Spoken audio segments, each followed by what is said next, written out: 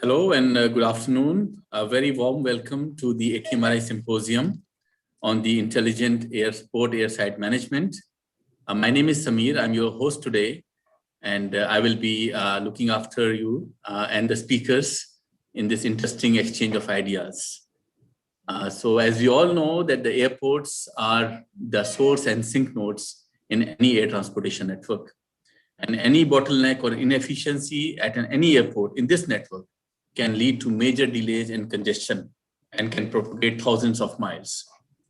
Especially at the large airports with complex runway configuration, multiple terminals, there is a need of efficient airside circulation to better connect the gates and the runway to fully realize the runway capacity, gate utilization, effective taxiway routings, as well as associated processes. This is also related to the new initiative of the green airports, where the growing carbon footprints of congested airports have exacerbated environmental concerns as well. For airlines as well, an effective airport airside management is very important to manage their fuel burn and also to improve their operational efficiency. Now, in recent years, as you all have witnessed, AI, specifically machine learning, has demonstrated immense potential in improving the level of predictability, safety, and efficiency in the airport operations, airside operations.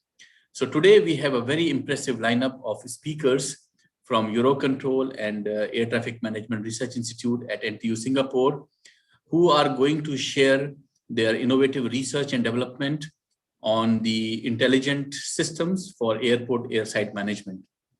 In this symposium, the highlight will be to see the challenges faced by the future airport airside management and how to bring the human and machine intelligence together to better manage the complexity of such a system. So without further ado, first I will request Professor Wu Dong, the Director of Air Traffic Management Research Institute, to welcome our speakers from Eurocontrol and ATMRI and formally open the symposium. Professor Wu. Yeah, thank you, Samir. This is a great pleasure for me to open up this symposium, not only because of a topic, but because of the contribution and the participation of my two sides of my heart, left-hand side and right-hand side. The left-hand side is Eurocontrol, where I spend quite a lot of my time over there, and then at the right-hand side is ATMRI and NTU, where I am now. So this is my pleasure to see how we are coming up together and to talk about a very special topic, but very important topic of the airport airside management. I think a long time ago, one of our dear and honorable colleague, Dr. George Donoghue from the FAA and then from George Mason University, he stated that capacity is concrete. Concrete, that means the runway. So that means that any delta throughput that we can gain from an airport is a delta throughput, is a delta capacity we gain on our network. So I think that is really important. We have been struggling a lot with this because what we have done in the past is really we use some assumption that is not really realistic in real life. So this time with the arrival of AI, and then with the concept of AI-assisted human or hybrid AI-human working together in the team, we do hope that we are going to do to gain a lot more delta in the capacity or delta in the throughput. Okay, so our current situation is that not only the capacity or throughput that we have to gain, but also the question of sustainability and green environment. I think we have double objectives. And more, again, this is something that is really challenging for all of us. Welcome, and I wish you a fruitful discussion and so on and so forth, okay? Thank you so much for participating to this symposium. Back to you, Professor Amir Samir.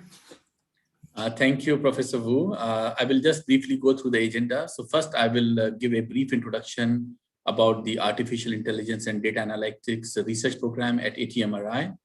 That will be followed by our first speaker, Robert Graham, who is the head of airport operations at Eurocontrol, who will be talking about the optimized runway spacing delivery through a dynamic departure indicator tool. After that, there will be a presentation from ATMRI from Dr. Thin about learning-based approach for reducing taxiways delays, and then followed again by Eurocontrol. Mohammed Al-Jimi will be, who's the airport research project manager, will be talking about the reduction of the aircraft separation and dynamic runway time prediction. This will be followed by next presentation from ATMRI by Li Long, who will be talking about the deep reinforcement learning approach for real-time departure slotting. So at ATMRI, we have embarked upon this very ambitious program about using human AI hybrid approach for developing these 4 streams leading to a next generation of air traffic management system. These 4 pillars in this program are on trusted AI ecosystems so that we can develop machine learning algorithms which are explainable and can be trusted by the users. So this is the fundamental spirit of this particular project. Then we have data-driven airspace optimization, where we formulate the problem of airspace capacity, airspace safety as a machine learning and data-driven problem. So this particular project looks into airspace optimization from a machine learning perspective. Then we have the Airport-Airside optimization project. This is the main part of the presentation today, where we are talking about optimizing the airport-airside, including runway, taxiway, and gate operations using machine learning methods. And last but not the least, we have conflict prediction, conflict detection and resolution as a machine learning approach. So this is topics that we'll be covering in our next symposiums in future. So with that, I will now come to our first speaker, Mr. Bob Graham, about optimized runway spacing and delivery through a dynamic departure indicator tool. First, a brief introduction.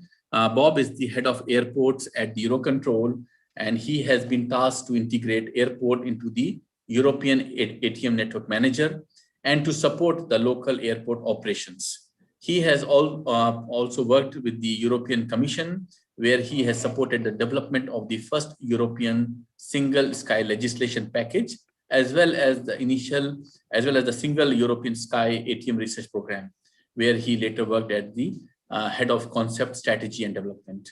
So Bob, over to you. We look forward now to your presentation. Thank you. Thank you very much, Samir, and thank you very much to Dr. Vu Duong, a great friend from time Eurocontrol, for your introduction. So I thought I had my slides up, but here we go. Let's put them up, and I hope that I'm sharing them correctly now in the right mode, and not wanting to start at the end. My apologies. Okay, there we go. That's better. So if you can just confirm that you can see my slides in full mode. Great. Yeah, go ahead. Thank you very much. Okay, so a great introduction. What I'd like to try and do this morning is, or this evening for you, is to give a 4-step view, just a little bit on COVID, because it's such a big change, game changer to us.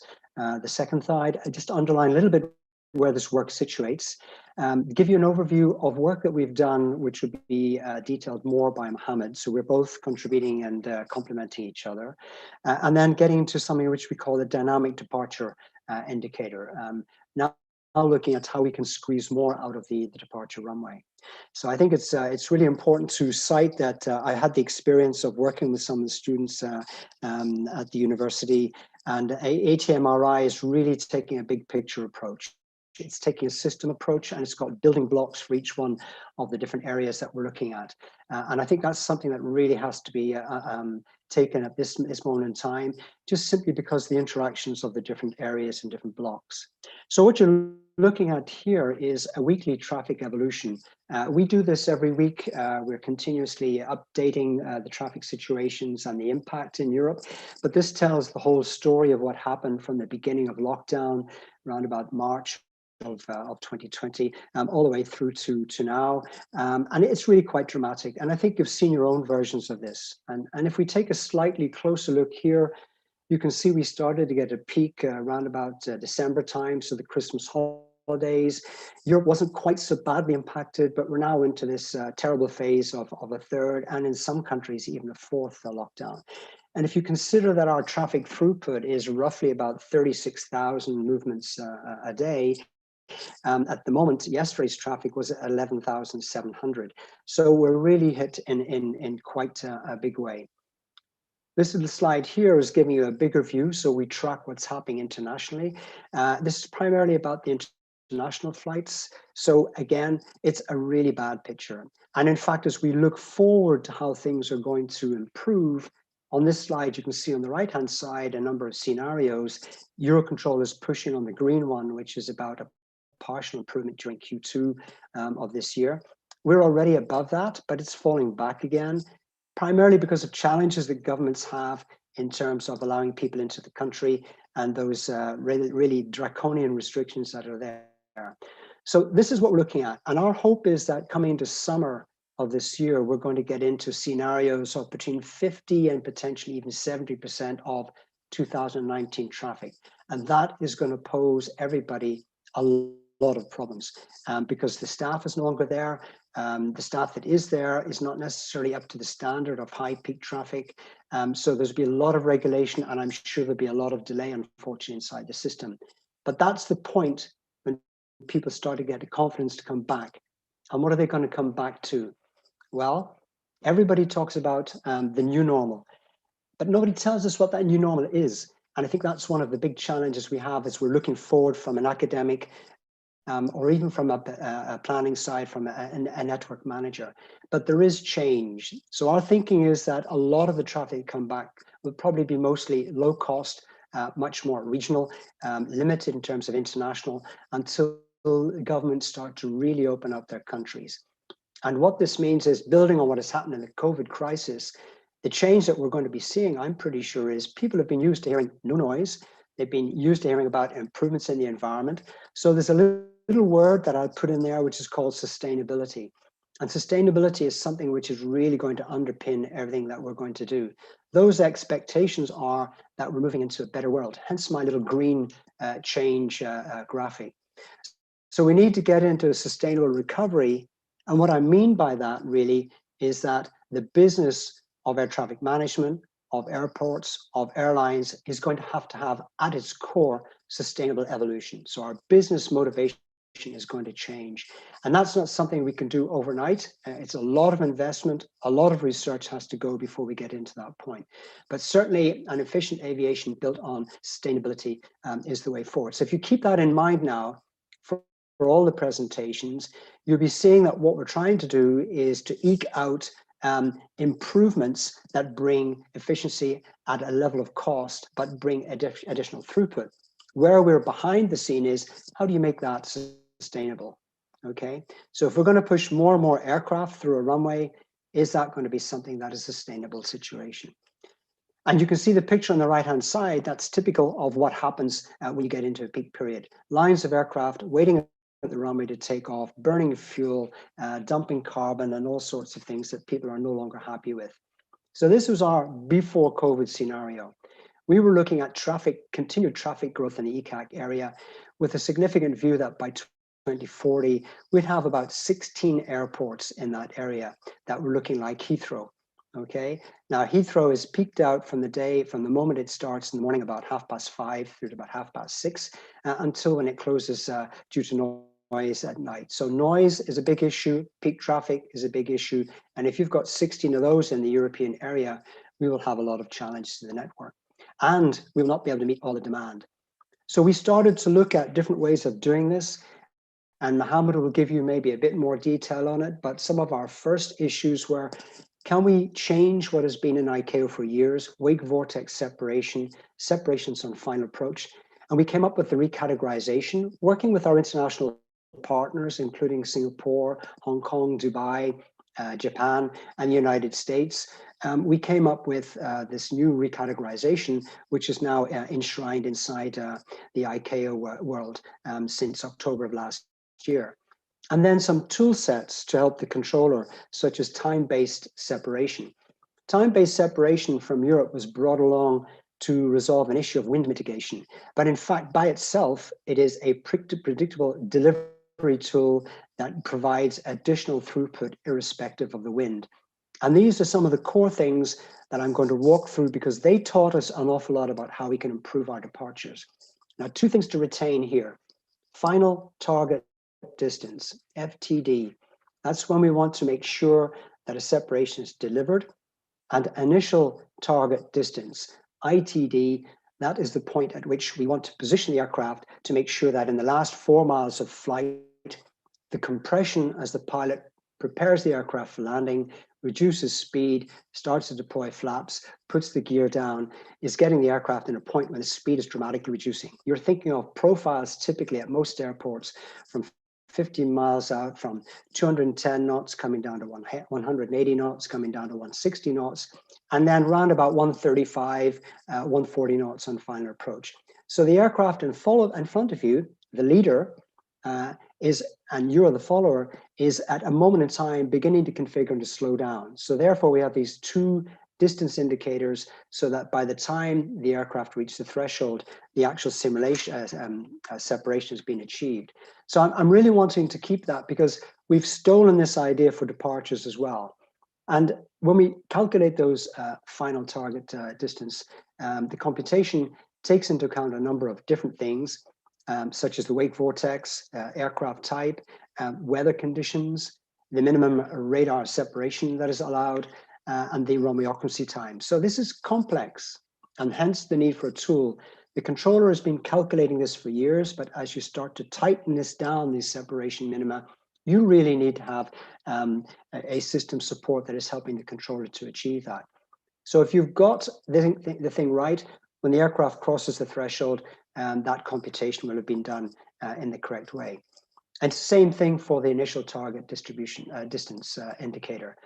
It's really about pulling all of these different things to make sure that as the aircraft is flying down final approach, the system has calculated the notion that around about 4 miles, that compression effect will start to take effect, and the aircraft will reduce their separation to the required minimum.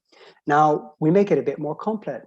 So we looked at time-based or even distance-based, and here we're translating the actual laid down separations into a time, which means that you could have aircraft flying at below the distance, but it's mitigated, for example, because there's a strong headwind. So typically in a low headwind, 5 nautical mile might be your spacing requirement, which is 122 seconds. When that wind increases, the system would reduce the separation indicator to the controller, and therefore you'd get still the same time, but the distance between the two aircraft are reduced. And that's quite a complicated calculation, which is where we started to do our first AI work, looking at the buffers, looking at the distance to fly, and the different calculations and data that we had to see actually how you could reduce that in a safe and efficient manner. This looked very much as an example we have here, the speed model, trying to work out what a lot of data was telling us, then applying AI to actually see whether our statistical analysis could in fact be refined. And indeed, when we looked at the buffers that we were applying, we were able through AI or machine learning to significantly reduce the distance, therefore getting additional throughput gains. Now, I keep going on about our throughput, and I'm afraid I will not be telling you what the nirvana would be about what that means in terms of sustainability. I'm afraid that's going to have to be the next thing in terms of our research. But certainly at the moment, we're not solving that sustainable equation. So you can see from here a number of things that have happened. We've looked at a speed model. We looked at the traffic mix. We've come up with terms such as leader follower. We've improved the wake vortex. We've begun to use time. And in that mix, we started to use AI computations to refine it down. And that methodology has been applied to what we call the dynamic departure indicators, DDI. And that's what I'd like to get into now. So if we look at departures, the controllers and the researchers amongst you should already have broken down to really what we mean by a departure, even what we mean by an arrival. So you can have a distance space or you can have a time paced. Typically, an aircraft takes off, it crosses a particular point, and the controller from its local regulations is allowed to give the next aircraft a takeoff. That could also be an altitude. So the aircraft takes off, crosses 2,000 feet, and at that stage you're allowed to let the next aircraft go. Or it could be a wake's vortex, where you've got a heavy leader and the follower being a medium type, in which case you're going to apply a time separation. And this is managed by the controllers today. The question is, if you could start to systemize it, bringing in some support, could you get the same sort of benefits that we're getting on arrival on departure? And the answer is yes. You can get some significant, in a segregated mode operation, anything between 5 and 10% improvement. And in a mixed mode, you can get something about 2 to 5%. And that equates to mixed mode 1, maximum 2 movements an hour, and in segregated mode, even up to 4 movements an hour. And the mix here that we look at in terms of the distance space, you can see there is again the same sort of things. Minimum radar separation, the vertical separation in terms of how quickly an aircraft is going to climb. Something which is really important, which is the reduced runway separation, which every airport has its own versions of, depending on its local traffic configuration and local runway layout. And importantly, the standard instrument departure. All of this going into the machine learning pot to try and actually find out how we can use the data that we have collected from these different configurations to come up with the indicator that allows the aircraft to take off with a safe separation. And then, of course, there's the wake separation and any other local values that we have. So to help the controller, we have this notion of 2 dynamic departure indicators. One is expressed in distance, so nothing's new there, and one is expressed in time, nothing new there. But what is different is that behind this, we have a lot of data which is driving the actual decision-making to be able to refine that. So when an aircraft is taking off, you're lining up the next one to go, then there's a system support giving the controller a countdown as to what time that a safe separation has been achieved for the cleared takeoff message to be given to the pilot. I'm going to walk you through 2 of the examples, okay? So here, if we're looking at the time-based, this is an example based in altitude, and we have a clock. The aircraft is given clearance to take off. They start their takeoff roll. You can see the second aircraft is lined up. And as we're moving along the time frame, the countdown is beginning to go down to 0, which allows the following aircraft to take off. And the aircraft starts to take off its roll. Now, one of the things which is actually really important to mention here is, in fact, there is a delay also from the time a controller tells a pilot you're cleared takeoff. The pilot has got a number of checks to ensure they're trying to get that done before they're lined up and they're ready to go, but there's still then even a human delay inside that. So the system has these built in. As we had buffers for the arrival separations, we have buffers for the departure separations. And therefore, using this system, the departing aircraft reaches its delivery point in altitude, and that distance-based separation has been satisfied between the leader and the follower. The second one is a separation minima where we're going to look at a marker, and typically this would be used where you have a geographical separation, such as a split in the standard instrument departures. Typically, aircraft will climb straight ahead for an altitude, and then they will be allowed to make a turn left or right, depending on the geography of the airport and any other sort of constraints. And at that time, you get a split, which is how controllers work today. And based on that split, you're allowed to give the second aircraft a takeoff if there is no other constraints, such as wake vortex or a specific time if they're going to follow each other into an exit point in the airspace, which may have been required by the departure controller and radar or the en route controller. So in this case, there is an indicator that's been identified based on the multiple constraints. The pilot is given takeoff. The leader the follower lines up. And then once that physical marker has been cleared, the controller gives the next aircraft clearance to take off.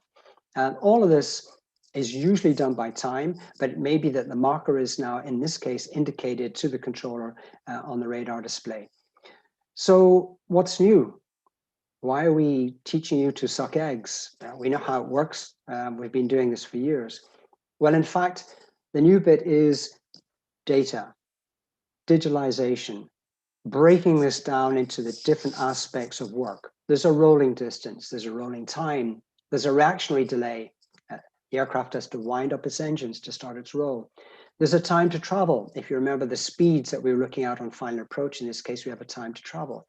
There's a notion of the acceleration point, and then there's a time to fly. And again, if you think about these things, a controller today is already mentally doing gymnastics and working out how all this works. But now we say, well, we have this data. How can we actually optimize it? So from statistical analysis, we come up with this sort of sequence of different approaches for the computation to be made to give the right time and to give the right distance marker.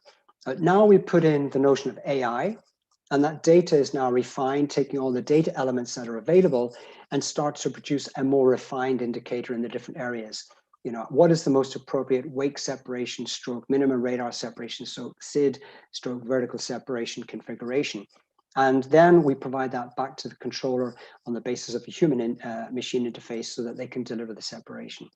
Now, I'm not going to get into the data work. I'm not the expert here on that. My background is more operational, but you can see that we've been taking that data, working it through, and then trying to find out what the different components actually look like so that we can use them in our computational model. So the two examples here that you're seeing is either using radar data analysis, and today ADS-B is also something that we use, or the MODAS data, which has been provided by the aircraft to come up with the different configurations that the system needs to use to do those calculations.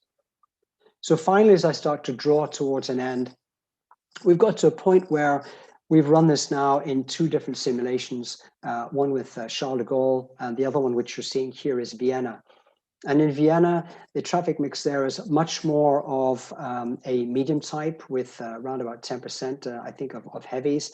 And here on the left-hand side, you're seeing the approach to having the timer. And in that timer, you see the leader aircraft and the follower aircraft, the sort of information the controller needs. So the controller is still building a situation awareness. But what is new now is, in this case, they're given a time of 84 seconds. It's not 1 minute, 2 minutes, 3 minutes, it's 84 seconds. Everything in that calculation has been taken into account to provide the controller with a similar sort of information that they're used to when they're doing their normal separation. And as the clock ticks down, the aircraft is lined up, the separation is established, you get down to 0, and then the aircraft is cleared takeoff. And it's exactly the same thing with the notion of that marker. You can see a Speedbird 677 Alpha that's taking off, and it's going to split. So the marker's being put at the point at which the system's saying the separation can be achieved. It's as simple as that, or is it? So one of the big deals now that we've made is this world where we move into AI, and where AI can actually start to reduce and improve the systemization and the separation minima, optimizing a very scarce resource, which is something called a runway, which is at the beginning and the end of each journey. And you can see that journey from two sides, takeoff to landing, or from the gate to the runway, from the runway to the gate. And today we're going to be seeing a lot more about that part, that land side. So you can see we've had some success here. We've got some numbers coming up.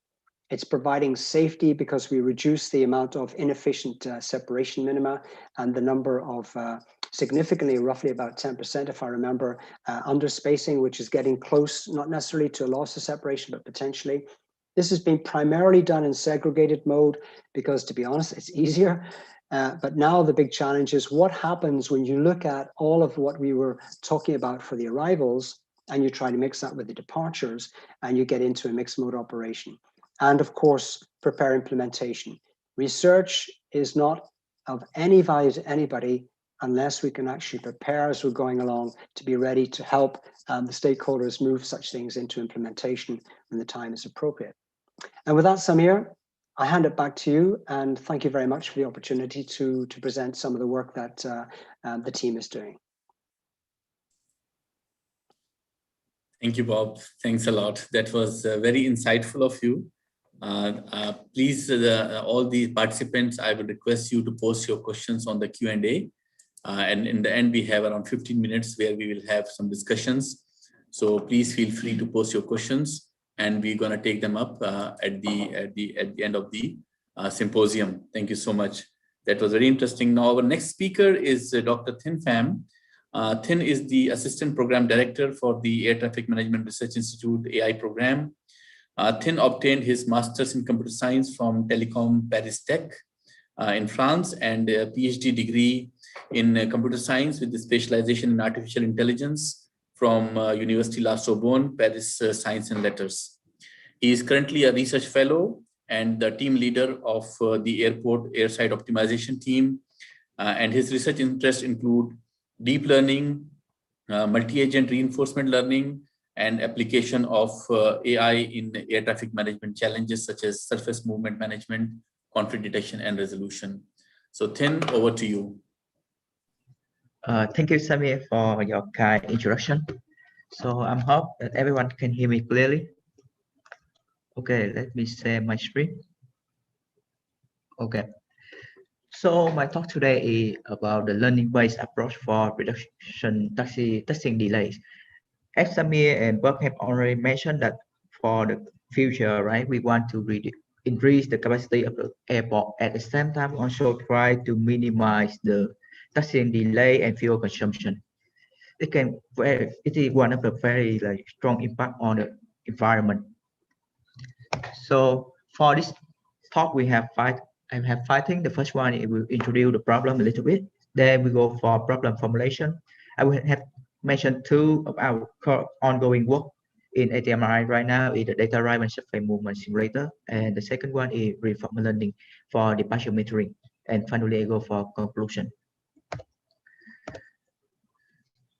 So for the airport surface movement, so to put it simply the airport surface movement problem is the routing and the scheduling problem, in which we try to navigate the aircraft from their position to their destination in a timely manner, while trying to optimizing the overall cost and resources like the fuel consumption, the gas usage, etc.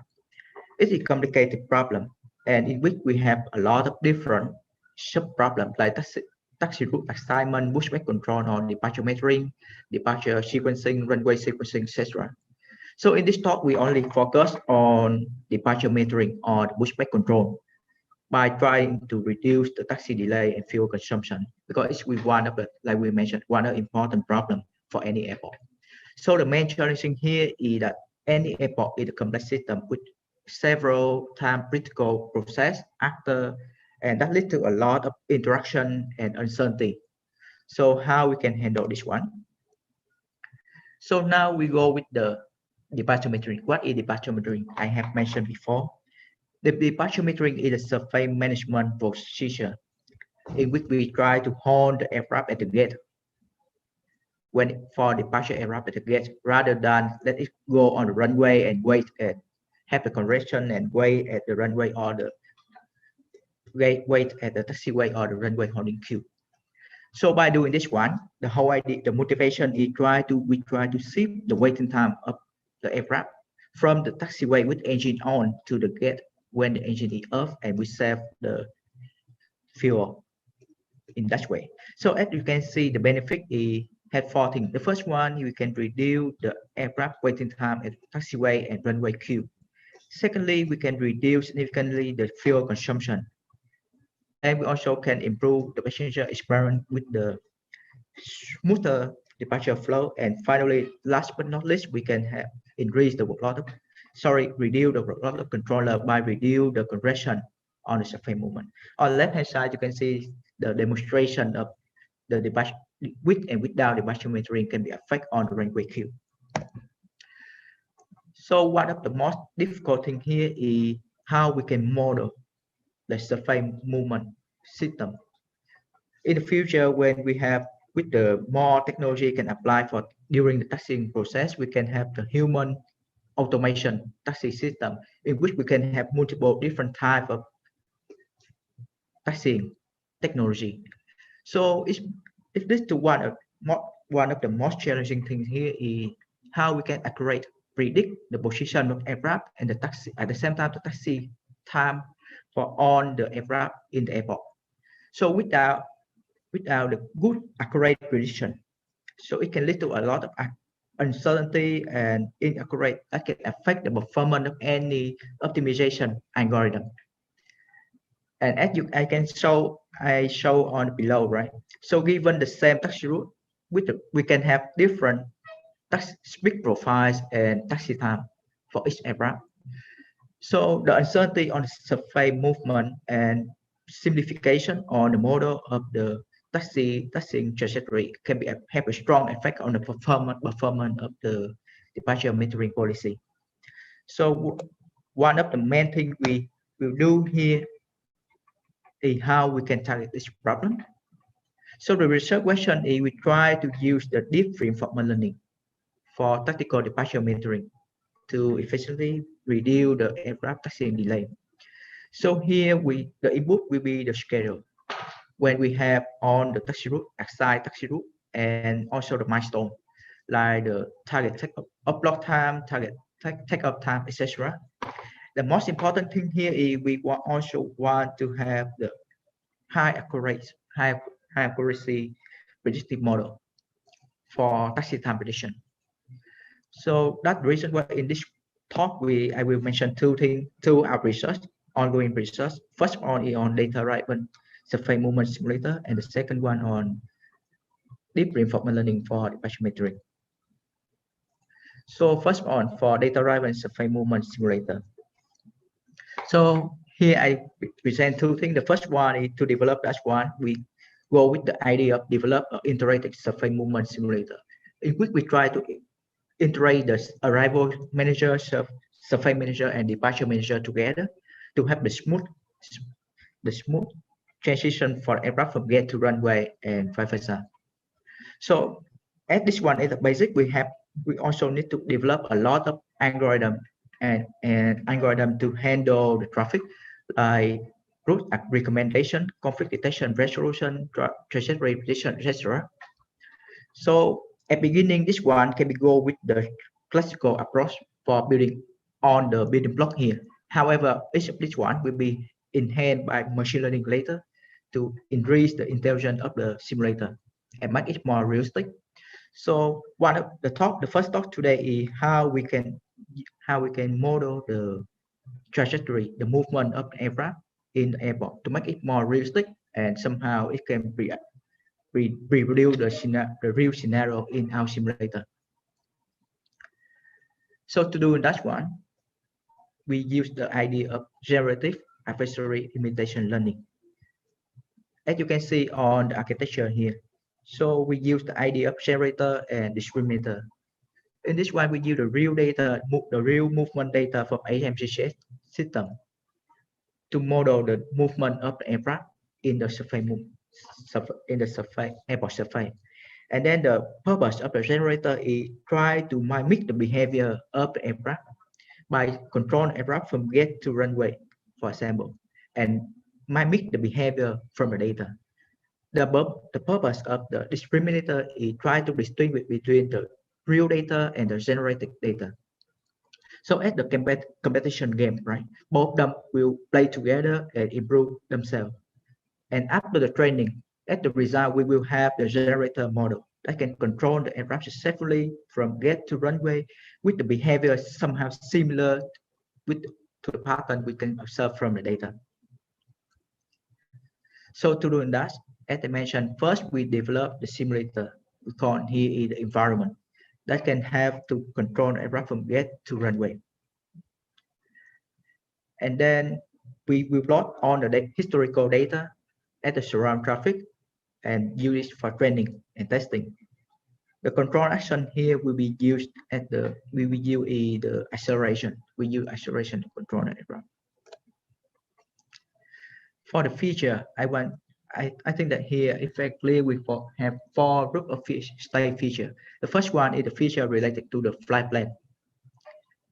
For example, the aircraft takeoff time, target takeoff time, or target startup approval time, etc. The second one is the flight status, is the current information about the speed of aircraft, acceleration of aircraft. The next one is the taxi route feature. It's related to the taxi route characteristic of the flight, such as the turning angle, whether this area is high speed or the low speed area, etc. And the last one is the traffic feature that related to the surround traffic, of the information of the aircraft, like whether it has a conflict, any conflict ahead or the traffic density. Okay, now we talk about the result of our model. So after training and conversion, our model can somehow generate realistic movement, which can observe from the data. On the left-hand side, you can see some of example of generated speed profile. The orange one is the speed profile generated by policy, and the blue one is the actual data. So even though they have some slightly different, however, the behavior on acceleration and deceleration to handle the traffic is somehow matching, is very similar. And on the left-hand side, on the right-hand side, you can see on some statistical analysis on the movement pattern at different type segment. So here we have two type segment, the turning segment and the straight segment. So as you can see with the orange one for the policy and the blue one for actual one, the pattern is somehow similar. So for this one, we can conclude that our model can generate the realistic movement similar to the behavior of the aircraft in the data. So the second thing, also the most important thing, is can it estimate the taxi time correctly? So we use the baseline model. We use the aircraft speed to control the aircraft. The aircraft speed is derived from the average speed of the traveling taxi segment that we can do the calculation based on historical data. And we do the testing on different data sets with different like minimum travel time. And at the result, you can see our model can provide a very wide, robust result with less than 50 second root mean square error compared to the baseline model with much significant error. And also it's in the baseline model, you can see the increasing of the error when we consider the longer travel time scenario. However, in our case, it's quite stable. So at the conclusion, this one, the model is somehow successfully imitate the aircraft movement pattern and estimate accurately the aircraft travel time. So this one will be integrated in our surface movement simulator later for training and evaluation the other algorithm we have, especially for example the departure metering policy. So that is for the simulator. So now we talk about the reinforcement learning for departure metering. So recall about the markup decision process we have shown before. So in this one, we have two things. The first one is the policy. The policy to make decision whether we hold or release the aircraft based on the current situation, whether it's better to hold the aircraft to reduce the congestion or delay, or we should release it right now. If not, it will be late, for example. And the second one is the simulator environment, in which we simulate the traffic. For each action we have for policy, we need to simulate and estimate how it's going on in the environment if we execute that decision, right? So this means the simulator is also one of the important things here. So for that one, we need to extract a few features from the environment as the state representation for observation. So here we combine the global feature at the airport level and some of the local feature for the aircraft specific feature like gate, runway, or travel taxi, travel distance.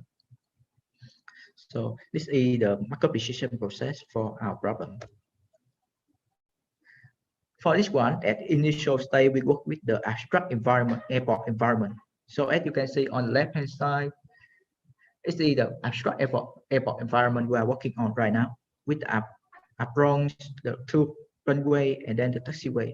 So here the red one is the departure and the blue one is arrival. So we given the schedule with the assigned taxi route and milestone.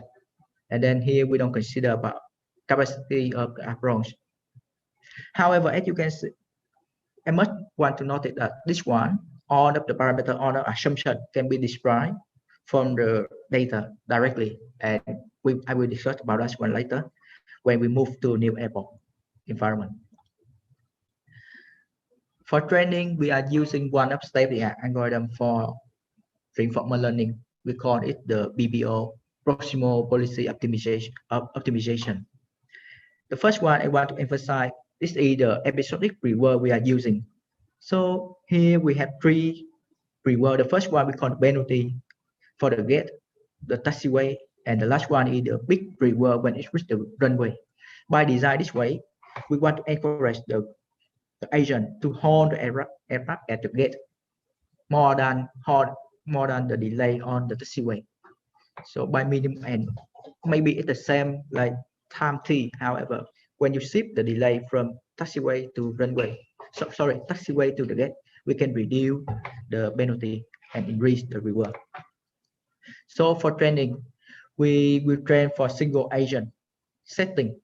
It means that at each training we have control one agent to do the training, control the aircraft for holding or release. For evaluation, we will copy that policy for all the agents and use that one in the multi-agent setting for evaluation for evaluating the performance of the model. So for the observation here, we can see we show the scenario with 15 aircraft, 9 departure and 6 arrival. We control all of the departure here. On the left hand side, without measuring, we can see the congestion on the taxiway and the density long queue on runway. However, on the right hand side with the metering, we don't see a problem. So for the simulated environment, simulated scenario with 40 aircraft per hour, we observe that our algorithm can reduce the total taxi delay up to 25%. And for the average taxi time saving, we can obtain that, okay, it can reduce, the saving can go up to 50 seconds per flight. Especially when we increase the traffic density, we observe significant increase in the departure metering benefit. So for example, when we increase the number of aircraft from 30 to 70, the average taxi time saving increased 10 times from 23 seconds to almost 250 seconds. So it's a significant improvement. At the same time, the average gate holding time is at around 7 minutes, still stable. So our ongoing work now is adapt the current work to the changing airport environment. And our idea, we try to combine the two mentioned research to have the departure, the deep reinforcement departure metering on the data driven surface movement simulator. And with the current work, for the initial result, we observe similar benefit for departure metering. However, some more experiments should be conducted later. So we will update the result for you in the next conference. So for the conclusion, so here we have two things. The first one, we want to mention that machine learning is a potential solution for model the complex surface movement problem. It can, and our model have demonstrated it can imitate the aircraft movement pattern from data, estimate correctly the taxi time for the aircraft given the surrounding traffic, and later on we can enhance the simulator with the conflict detection resolution algorithm. The intelligent pushback control is important, and it can reduce significantly the taxiing delay. We can relate to the fuel consumption or operational cost. Our approach is, I can say that our approach is very easy to adapt to any airport environment with the limited expert input or calibration. And for the next work, we think that delivering aircraft to the runway queue at a timely manner will be considered and add into our research. So I think that's all for my presentation. Thank you. Okay, thank you so much, Dr. Thin. That was quite insightful use of machine learning in predicting the aircraft spatio-temporal trajectory at a given airport and to use it for departure metering. Thank you so much. We'll have some questions, so please keep your questions firing. I can see lots of interesting questions coming in. We're going to talk about them towards the end of the presentation. Now we have the next speaker from Eurocontrol, Mohammed Alijimi, who is the airport research manager, project manager at the Eurocontrol. Mohammed was awarded the engineering degree in aeronautics and computer science from the INAC, the French Civil Aviation University in Toulouse in 2000. And he also received project management and certification from the UK. He has over 20 years of experience in air traffic management. Muhammad's research focus on airport performance optimization, and he has been working for several years in the CISA program, looking at different airport topics, including routing, safety nets, airport guidance, virtual and augmented reality applied to air traffic control, as well as runway management. Muhammad, we look forward to hear from you on reducing the aircraft separation based on MR standards revision and dynamic runway occupancy time prediction. The floor is yours, Muhammad. Thank you, Samir. Good afternoon, everyone. I'll share my screen.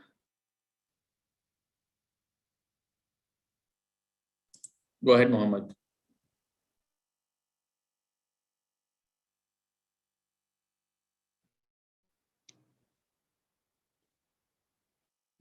Okay, so I will build on what Bob described as work that we did for the last decades on RECAT and the pairwise separation. So when we elaborated this table of 96 by 96 on pairwise separation, we noticed that the limitation that can be seen for reducing the separation is mainly divided into categories. So the first one, which is the MRS.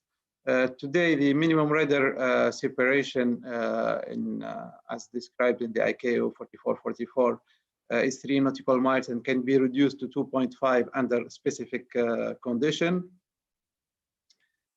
We know from experience in Heathrow, for example, that delivery of 2.5 nautical miles in for DME can allow us to have a delivery of 2 nautical miles on the runway. So 2 nautical miles is safe. And then we said, okay, why not we study how we can implement 2 nautical miles, and we study the required surveillance performance for reducing to 2 nautical miles. So what we did is that we studied the separation minima structure. We focused on what can be produced as a technical requirement for the surveillance minima, and then we had some exercises to see the impact of reducing to 2 nautical miles on the work of the controller, on its workload, etc. So we did some real-time simulation on Vienna environment mainly, and I will show you later on the results. So once we reduce the minimum radar separation, the other factor which becomes the constraining factor to reduce the separation on arrival is the ROT. So the second side where we can do some reduction is by predicting the correct ROT. So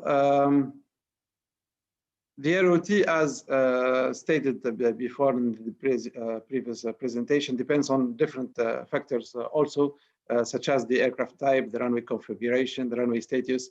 It depends also on the weather condition. So some buffers is added to take into account this ROT. And what we said is that, okay, if we have from the ICAO the 180 reference speed that allow us to compute the 2.5 nautical miles, why not we apply exactly the same thing? So this reference speed to obtain the distance that corresponds to the ROT. So for example, if we have an ROT of 55 seconds, then we transform this to a distance which becomes 2.75 nautical miles.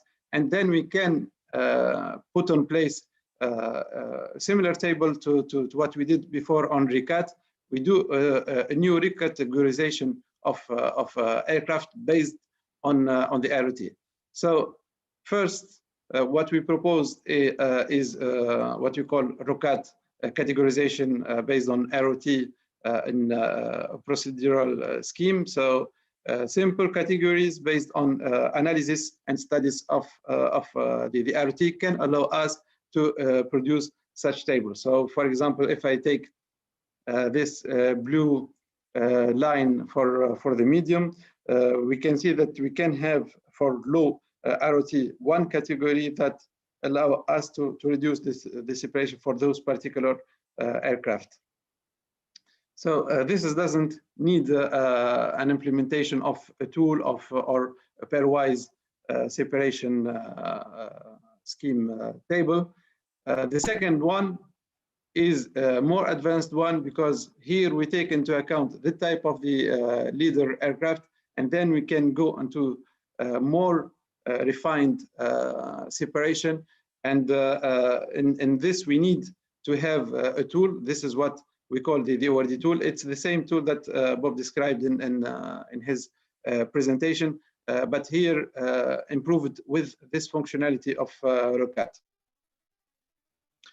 So we, after elaborating the concept, we did some simulation. The first one was with Zurich Airport, where the ROT is a very constraining factor in the separation. And we did also the same thing with Vienna. Here I will give you some insight of what we did on those simulation and what we developed as tool, and I will come to the need for the machine learning and the artificial intelligence later on. The ORD tool, what we call the LORD tool, the Leading Optimized Runway Delivery tool, takes into account all those constraining factor, either the MRS or the ROT or the wake, etc. So we have the possibility to configure the tool to have an MRS of 2 nautical miles and to take into account the different categorization of the ROT plus the wake. So I will go quickly through those slides that Bob described before. This is just to show you that in the tool we have what we call the ITD and the FTD.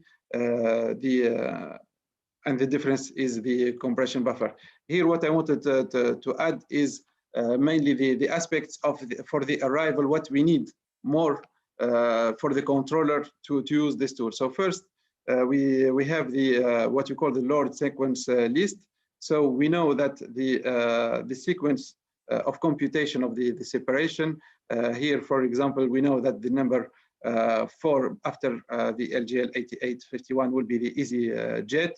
And then the chevron that we saw behind the LGL is correspond to the EasyJet aircraft.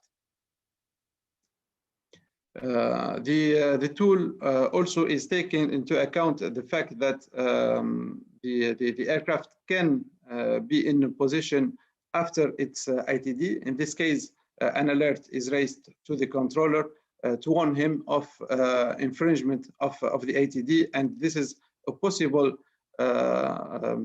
separation infringement if the controller doesn't take an action.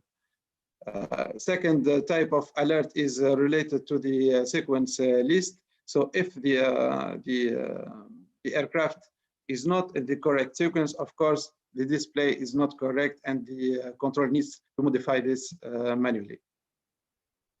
The last one is the catch-up alert. So when we do the computation of the chevron and of the separation, we have a reference speed.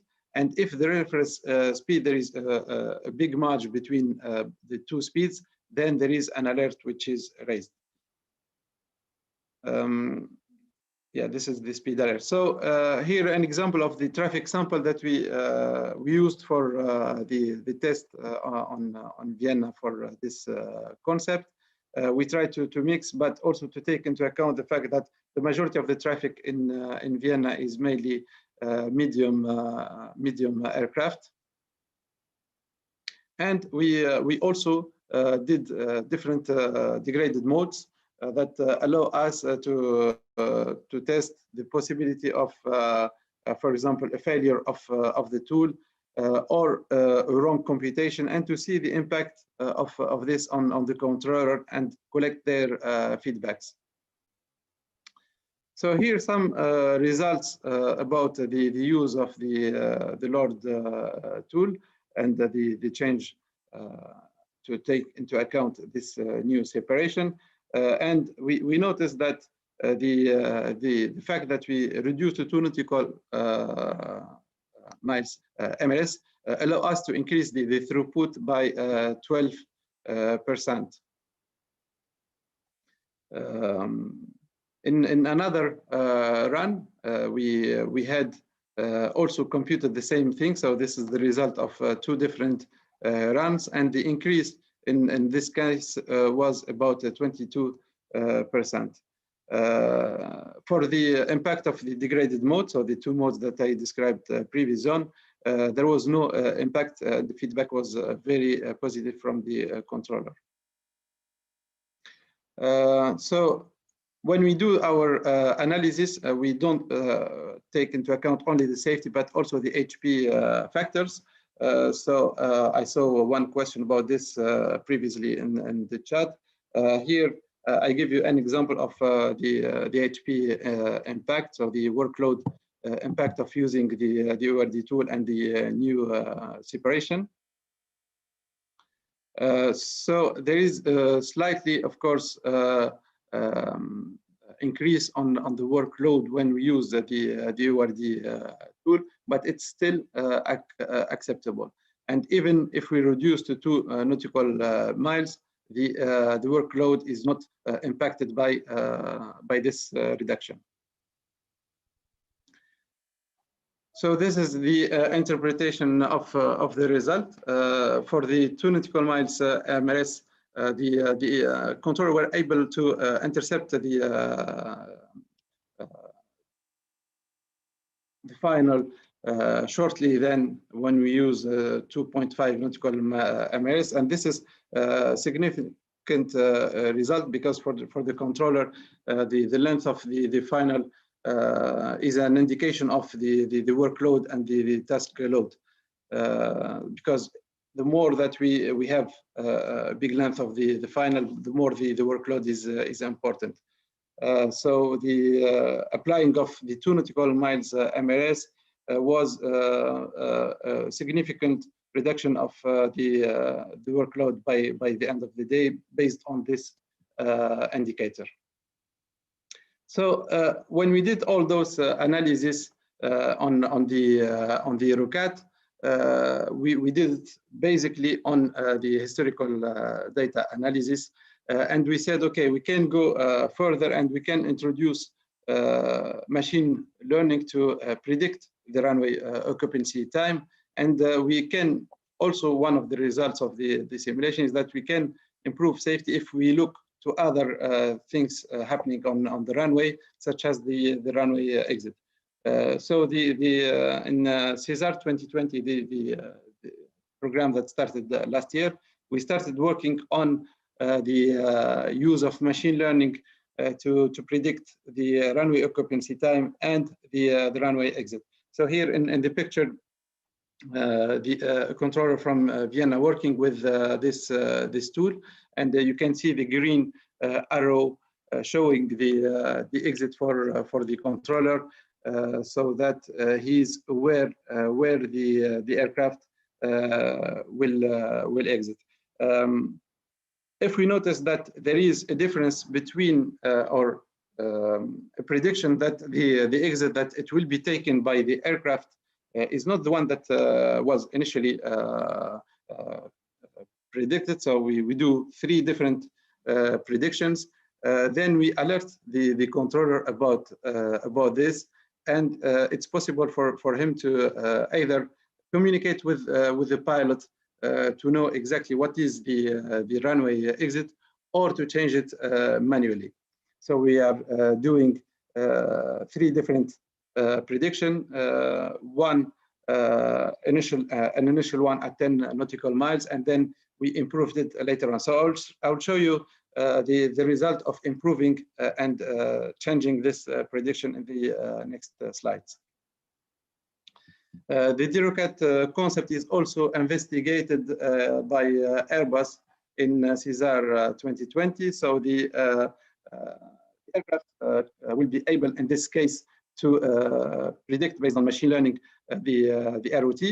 this ROT can be downlinked to the ORD tool, so that now we can have a better view of the runway exit also and the ROT coming from the aircraft itself.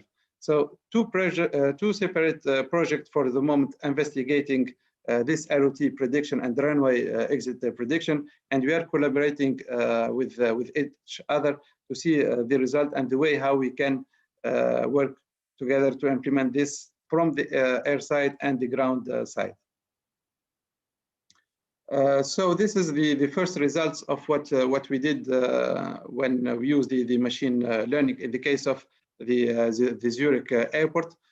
So we had 3 years of data from Zurich, and in the next slides I will show you the configuration that we set up.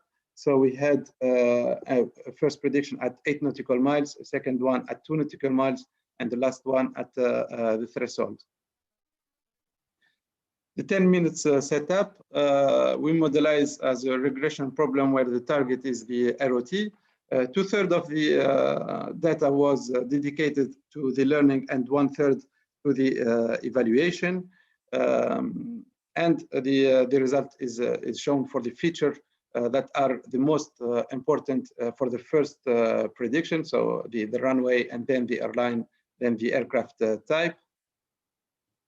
In the short term setup, we added some other feature like the ground speed at 2 nautical miles, and we improve also the prediction thanks to some feature like the weather feature.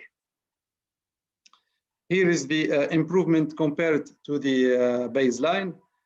So as you can see, there is clearly an improvement when we use the machine learning compared to the baseline prediction.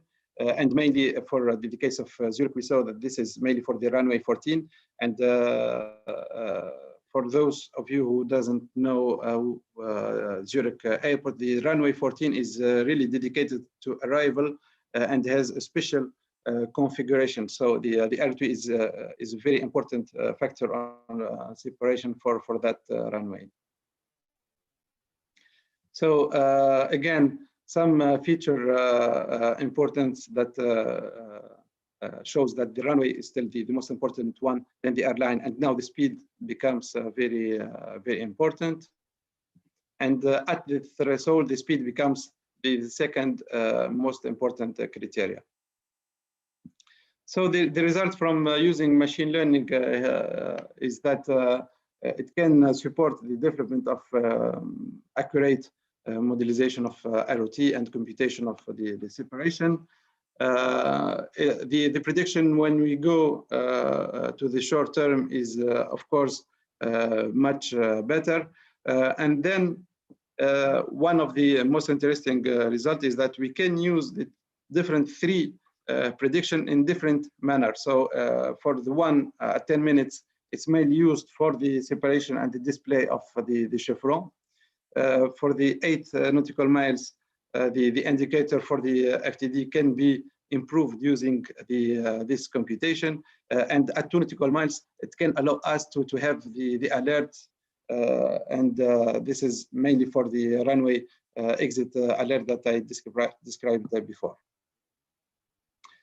So the conclusion from the different simulation that we did and from the work that we did using the machine learning, first regarding the MRS, so the reduction to 2 nautical miles MRS was well received by the controller and showed very good improvement in terms of separation and runway throughput.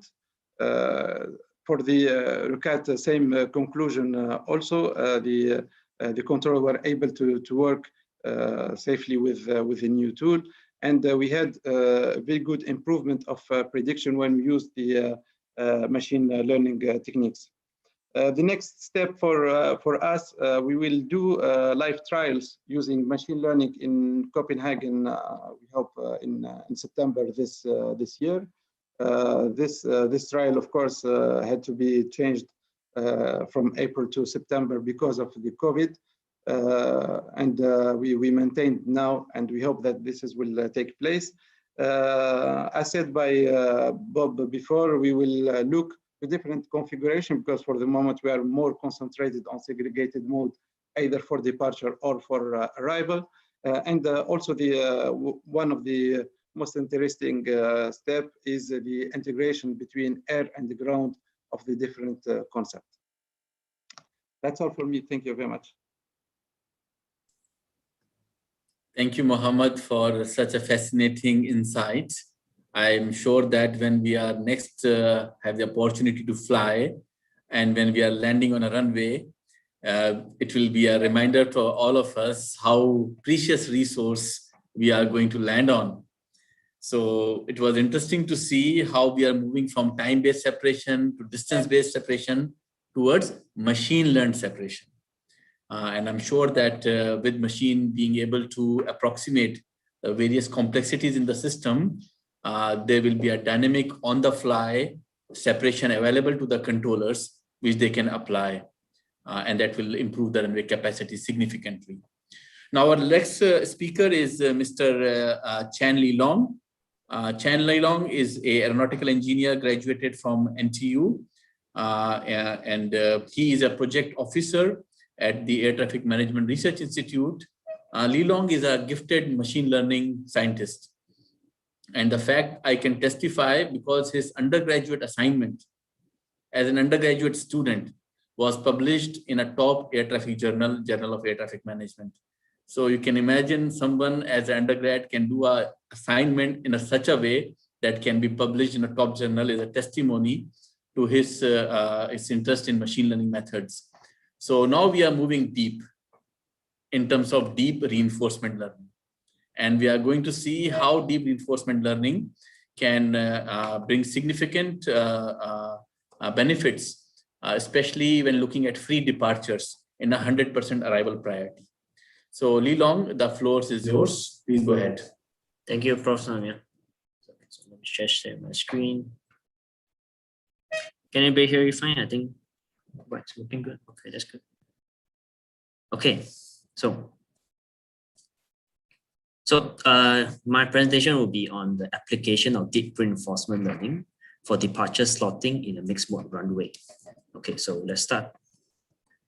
So these are contents I'll be going through there. I'll give you a brief introduction of the problem. I'll explain more about the problem and introduce to you the problem formulation. Right. I'll then show you our simulator, and we'll end off by showing the results that we have, and I'll give you a brief conclusion to this whole problem. Okay. So airports around the world, they can choose between two runway mode configurations, right? One is a mixed mode, where the departures and arrivals share the same runway. And the other configuration would be a segregated mode, right? Where the departures and arrivals are segregated.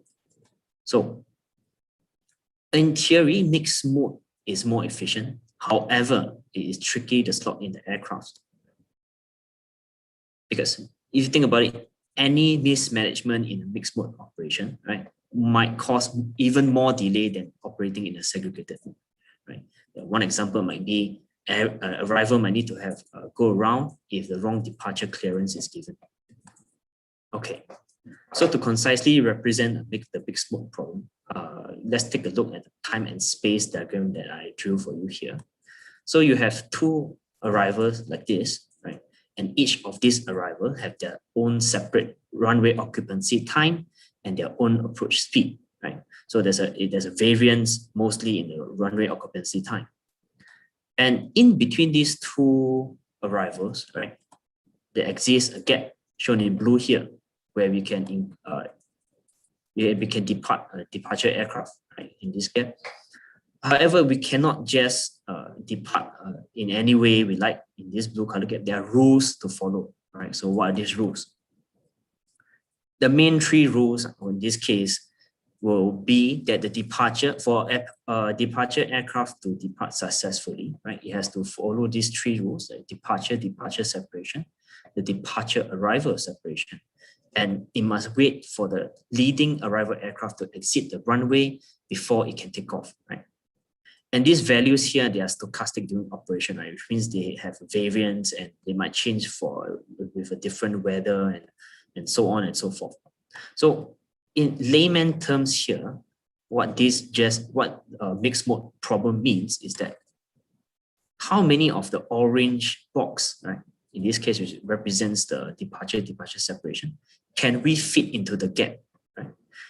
Now it's easy to identify this in this diagram, right? Because I drew everything for you in terms of time, where you can see future information. However, it's way trickier, right, to identify this ahead of time. So what does ahead of time means? So we have the same diagram, right? And usually the future information is blocked off, right? So you should be able to make a decision to take off or not at this time. So the future trajectory of the arrival aircraft has different variances, right? And at this point, any reinforcement learning agent that you introduce to this system will have to predict the future trajectories ahead of time, right?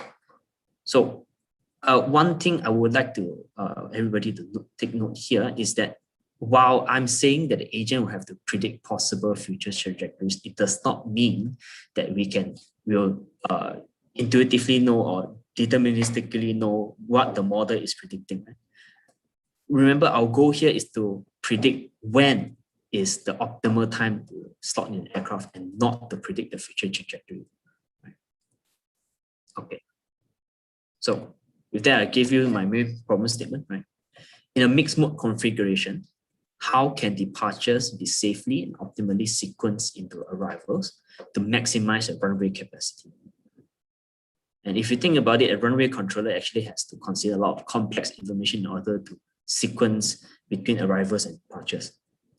Yes, the different separation, they consider different aircraft type, different approach speed, different rate vortex separation.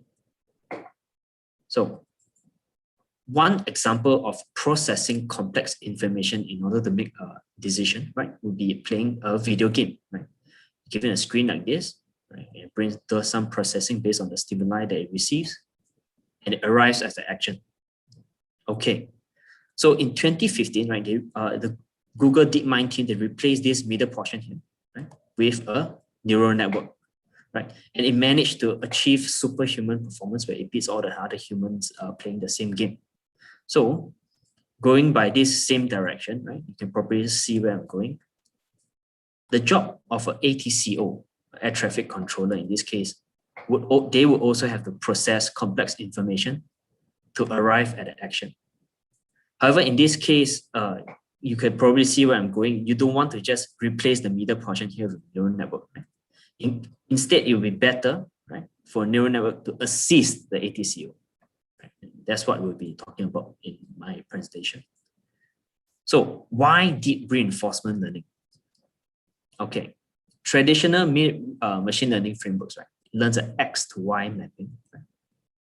You have an X as an input and Y as an output. In our case, it will be image as an input and action to release or not to release. Right?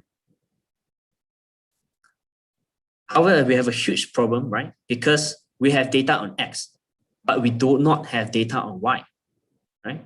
We don't have the labels for the data. So the solution in this case would be to actually use reinforcement learning to approximately map rewards to the action. So in this case, in the case of deep reinforcement learning, you can have X, but let's say you don't have a Y, that's okay, right? Because you can use reinforcement learning to help you approximately map these rewards to action. The downside is that you need a simulator for training, not very sample efficient. However, if you have a simulator for training, you can just train forever, right? Provided that the simulator is accurate enough. So the proposed solution is this. First, we gather from data, right? And we transform this data into simulator coordinates. We develop the simulator, and then we can start training this reinforcement learning agent on this simulator, right? Until it's convergence. And then once it converges, we can evaluate the performance and the efficacy of the reinforcement learning agent on real data. Okay. And the middle portion here requires a formulation of a Markov decision process. Right? So let me just take you through what the Markov decision process is. It basically defines 4 values: your state, action, reward, and the next state. So, and you have an environment like this. In this case, it will be your runway, right? We'll be simulating runway 28 of the Zurich Airport in this case. And this environment outputs an image, right?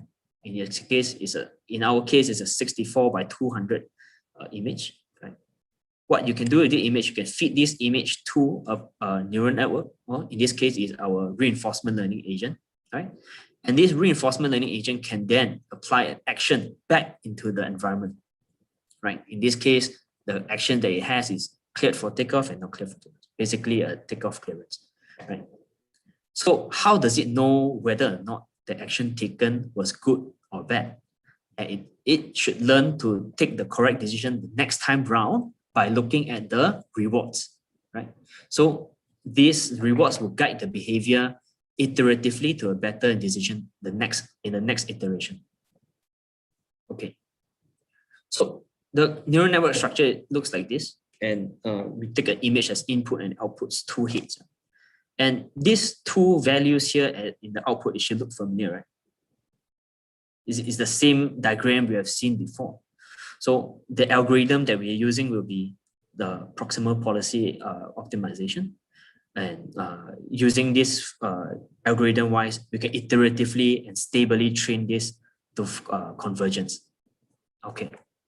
So now that we have a Markov decision process, we have a neural network, and we have a training algorithm. Right? So let's apply this to the Zurich Airport data.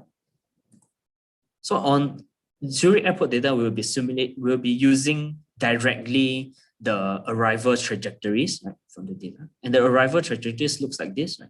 We have a zoom in version where the aircraft starts to turn into line up with the runway. And the second picture here is that you can see that the arrivals has they have different available runway exit points, right? What this means is that there are variance in runway occupancy time, right? And well, this is a figure taken from the star chart of Zurich Airport, and this point here, the IRS point here, fixed point D10.3, right? That stands for 10.3 nautical miles away from the threshold, right? Is where the airplane starts to turn in. Okay, so now I talk to you about the simulator.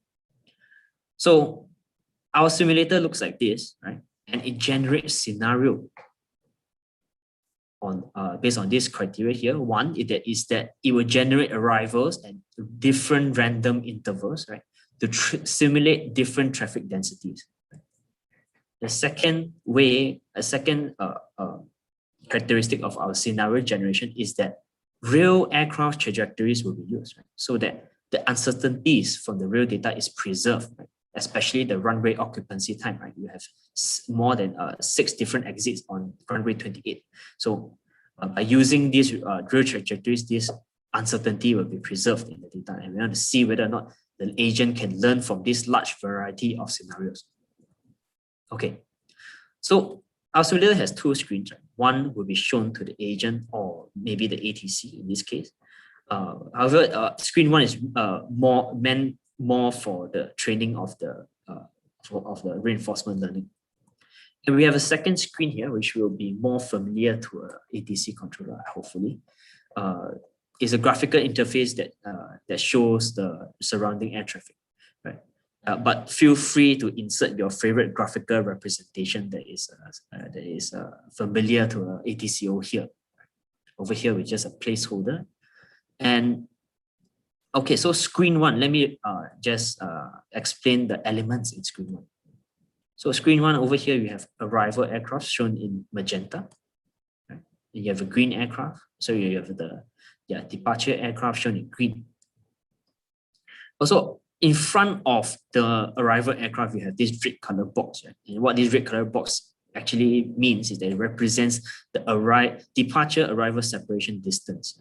So it's a distance separation in this case. You want to visually showcase the separation distance to the agent. And at the top of the screen is a confidence level of giving the departure aircraft a clearance, right? And the last element on the screen here will be the wake vortex shown in blue, right, to signify the wake vortices from the previous departure aircraft. Okay, so screen one show is a bit weird, right? So actually, the more intuitive sense for everybody here would be this screen here, right, where the arrivals will just arrive, will just move from right to left, and then exit at its runway exit point. And actually, what the agent is shown is information, spatial information up to 10.3 nautical miles away from the threshold. Right? The consequence of this is that the agent can only have visual information up to 10 nautical miles from the threshold. So this is like a constraint on the agent's ability to see the surrounding information. Right? In our test, it's shown that this is enough. So, all right. So this screen is too long, right? So what I did was I cut it up, I chopped it up, and I just stack them up together like this. Right? So arrival aircraft will move from box 1 to box 7, and then onto the runway, and then it exits at the runway. Okay, so next I'm going to show you a video of the train agent operating in this environment. Right? I think one thing to notice here is you should watch as the agent controls the departure clearance and avoids the different separation distances. And it also takes off only after the arrival has exited the runway.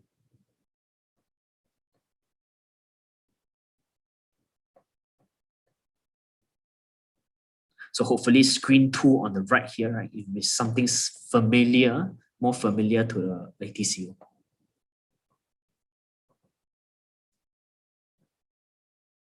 Okay, let's move on.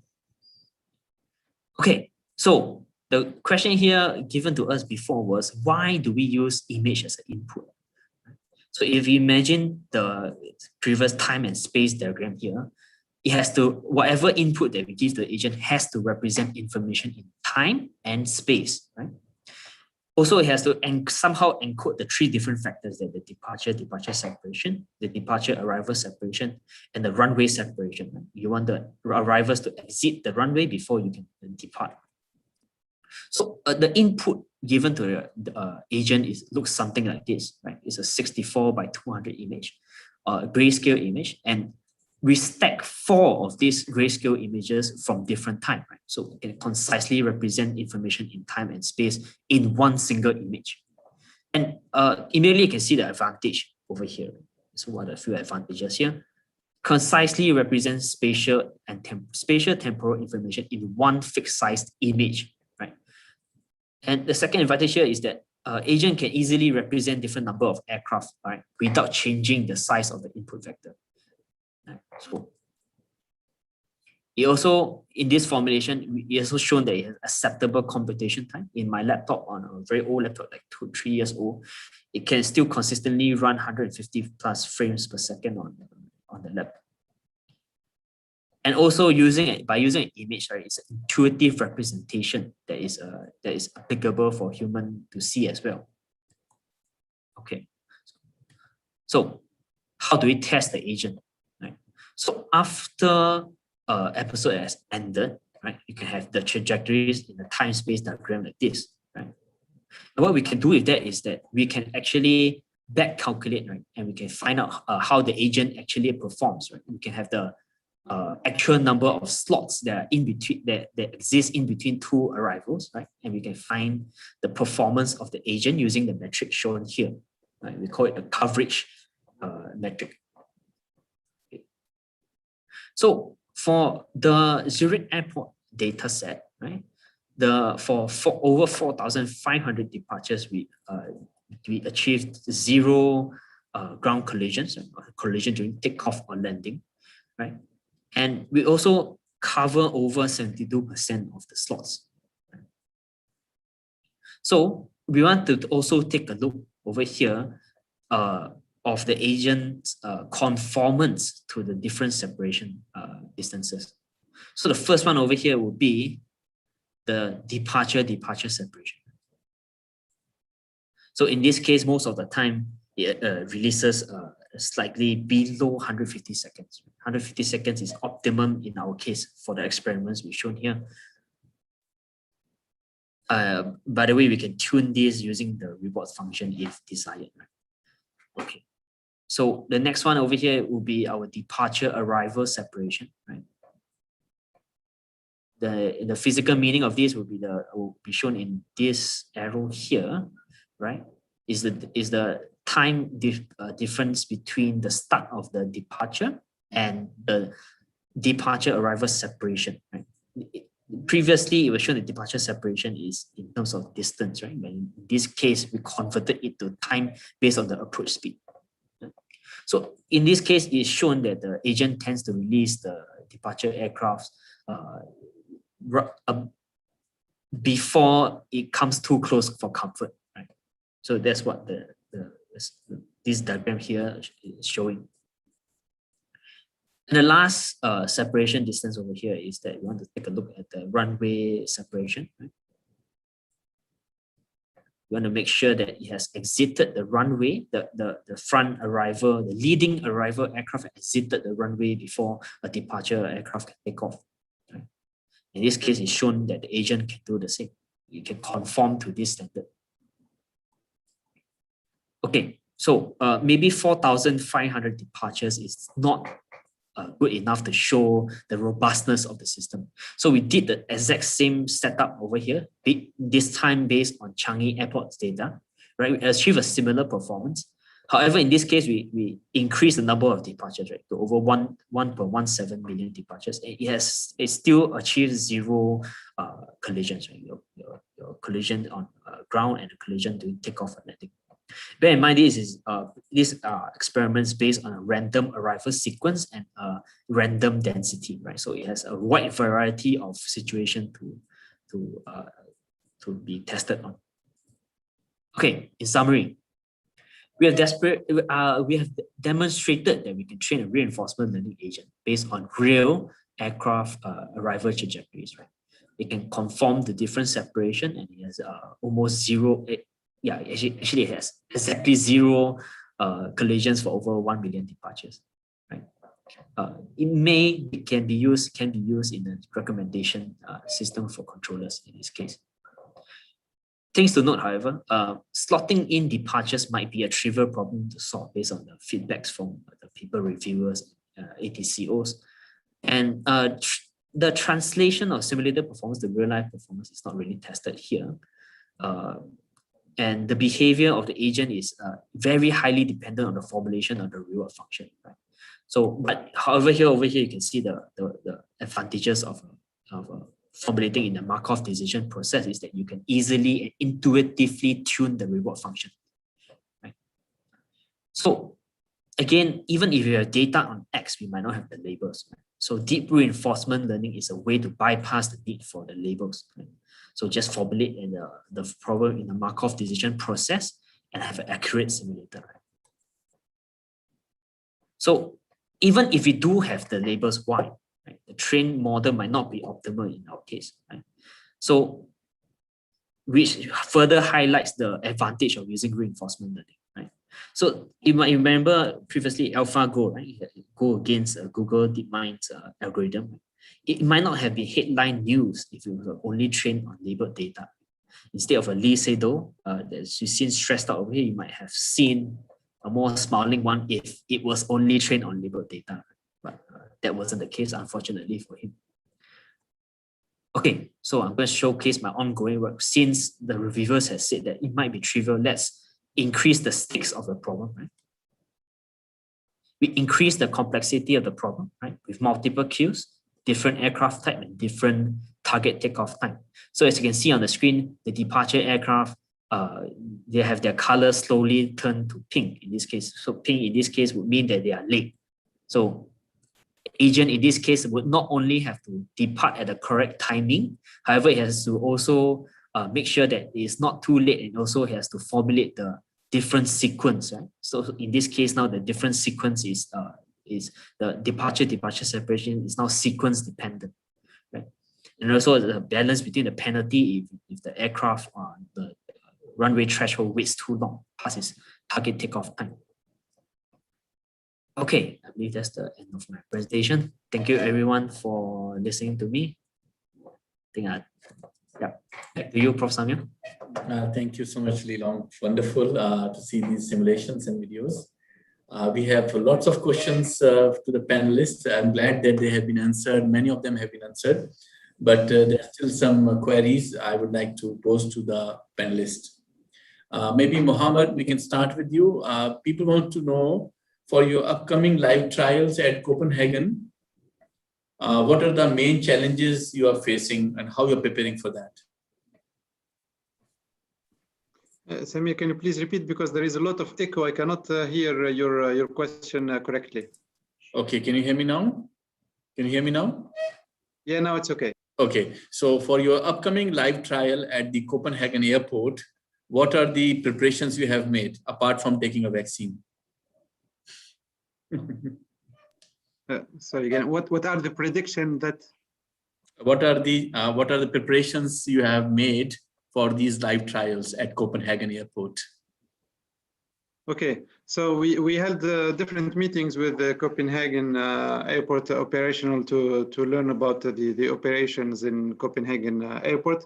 We received surveillance data from them to do the analysis of the ROT analysis, such the one that Lilong has just shown. So we progressed on the machine learning analysis of the ROT for Copenhagen, and we have already released the 2 studies on that. Now we are in the stage of preparing the software that will be used by the controller in the live trial, and we start validating or testing the software next month in Copenhagen. Okay, wonderful. Thank you so much. Maybe with Bob, this question actually comes up in every webinar, seminar, and I think Yix from Saab NTU Joint Lab has asked this question, which you have answered, but I would like to hear more reflection about the main challenges when it comes to the adoption of the AI-based technology, especially from the regulatory perspective and certification perspective. Bob? So first of all, it was a great question. And I don't think there is an answer yet. We work with EASA, so look at what the safety regulator in Europe would be looking at from a certification perspective. There is a working group in Eurokai that's also looking at it. Certainly I attended one of their conferences before we all got locked down. And you can see quite a significant list of things that have to be thought about. So traditionally, okay, it's a new domain, but traditionally in that new domain, it looks like a very simple process of having different samples of data that you're using for either training the model or validating the model. But of course, a lot of the algorithms that are used are, let's say, black boxes. We don't really understand how they work, and therefore we can't anticipate what the results would be. So then safety becomes the main criteria. I think today we're not at a time where we could be using this in a live environment. So when we look at the possibilities of use of an AI approach, it would be very much along the lines of, for example, defining a playbook that can be used to guide people in terms of a plan. And in that case, I would give examples of being able to brief operational staff about what we think will happen tomorrow. AI is quite good in that concept, and I know that one of the major European service providers uses this on the basis of looking ahead a year, looking ahead 6 months, a month, a week, a day, to anticipate what safety issues might happen on the surface and on the runway, just on historical data. So you can brief people and have an awareness that this is a similar day to when we've had events, for example, crossing a runway in low visibility or something like that. So really much along the lines of non-safety critical, providing advice, providing information, providing planning, or more as we now start to move into the TBS world that was described a bit better by Mohammed than my presentation. There we start to look at AI in terms of reducing the buffers. That will not be used in actual real time, it's in the buffer preparation of data that's used then by the system. And there you can use potentially more traditional ways to confirm that this is not going outside of any unexpected bounds that you could set. So I think we're quite some way from being able to answer the question that, yes, we can use AI, safety critical, real time. It's something that will be, I think, based on playing and testing and being able to get to a point where people are building their confidence in it. Li Long showed me something there, and I'm just wondering whether there are games that can be played. Okay, it's just a word that came up and I may be misinterpreted, but is there some sort of gameplay that can be done to be used as a validation for multiple scenarios, which way outpace what the human being can do? And that might be one way of testing it as far as you can go to get a percentage degree that you can say it's as safe as we can test through our system. Sure. Not a good answer, but I think that's probably where we are at the moment. Very well reflected, Bob. It's always a pleasure to hear your deep learning thoughts on this topic. My next question is to Dr. Thin. People are wondering your data-driven machine learned simulator. Will you be able to make it open source online for people to contribute and maybe test it and can trial their own algorithms? Thank you, Samir, for that question. Honestly, I think it's the trend right now for people working on machine learning and artificial intelligence for sharing and go open source for this one. So I think that for my team, we also have the plan to publish on the code and put everything on the open source, but it's not at the right time right now because we are still on the development of the software. So I think that within this year, after we have matured the simulator, I think we will make it public for community to contribute for the survey movement problem. I think that's yes. Yeah, that would be great. Fantastic. Now, last question is Mr. Li Long. Li Long, people are just asking about your image-based simulation approach. And they're asking how you can represent non-image data, such as target takeoff type, target takeoff time, and how can it be represented in the states of the DRL formulation? Okay, sure. So the target takeoff time in this case, in my current work now, will be represented in the color, right? The color gradient of the departure aircraft. So so imagine white in color, for example, would mean that it is not late. However, a black color, you slowly fade to black, right? Indicating that it's late. So this color change from white to black will indicate transition from not late to late, right? And hopefully the reinforcement learning agent will be able to balance between being late and not late and the other different problems that are thrown at it, right? So that's how it's formulated in the state. Thank you. We have already ran out of time, and that was very fantastic feedback, lots of questions. Thank you for the panelists for answering them online. That was an amazing thing to learn from all of you. And towards the end of this symposium, I would like to thank our collaborators, CAS, Civil Aviation Authority of Singapore, for providing valuable research data. Also to our collaborators at the Eurocontrol PRU, Rainier, for providing data for this research. And also thanks to Ms. Swan from ATMRI for providing logistics supports and administrative supports. And we look forward to all of you to join our next symposium in 3 months' time. So it's a quarterly symposium that we organize with our research collaborators.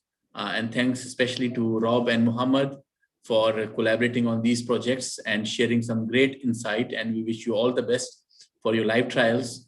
And we look forward for our collaboration and to do the same and further research in Singapore as well. A very good evening to all of you and have a great day. Bye-bye. Thank you, Samir. Goodbye, everybody. Bye. Thank you all. Thank you for everything. Thank you, Will. Thanks. Bye-bye, Bob. Take care. Okay, bye-bye. Thank you so much. Take care now. Bye. Take care too.